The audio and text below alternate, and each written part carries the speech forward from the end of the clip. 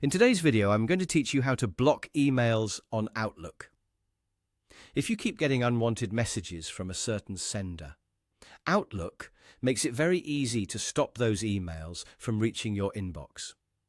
This is a helpful feature when you want to reduce spam, avoid distractions, or simply keep your mailbox more organized. I'll walk you through the process in a clear and simple way, and then I'll also show you how to reverse it if you ever change your mind. To get started, open Outlook and go to your inbox. Make sure you're signed in and looking at the list of emails you've received. Once you're there, find a message from the sender you want to block.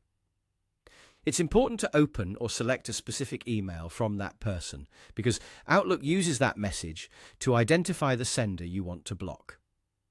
After selecting the email, look for the three-dot menu.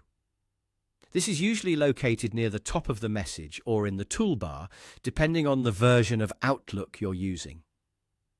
The three dots open a menu with more options related to that email. Click on it carefully and look through the list until you see the block option. Once you click block, Outlook will block that sender, so future emails from them won't continue appearing in your inbox the same way. This is a quick and effective way to manage recurring unwanted emails. If you're cleaning up your inbox, this can save you a lot of time compared to deleting the same kind of message over and over again. Now, if you ever decide that you want to receive emails from that sender again, Outlook also gives you a simple way to unblock them. To do that, find another email from the same sender if one is still available. Select that email, then look for the option that says "Never block this sender."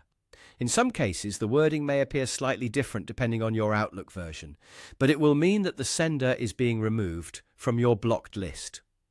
After you choose that option, Outlook will allow messages from that sender again. This can be useful if you blocked someone by mistake or if the emails are now relevant to you. And that's it. As you can see, blocking and unblocking emails on Outlook is very simple once you know where to click.